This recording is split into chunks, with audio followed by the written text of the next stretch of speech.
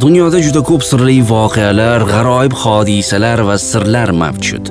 Aholi zich joylashgan joylar aholisi tabiatdan zavqlanishga hech narsa xalaqit bermasligi uchun butun mas'uliyat yukini shaharda qoldirib, o'rmonda sayr qilishni orzu qilishadi. Bu otchopar AQShning Kaliforniya shtatida joylashgan. Yassi cho'l o'rtasidagi bir joyda yotgan toshlar tong otganda iz qoldirib, o'z joyini almashtiradi.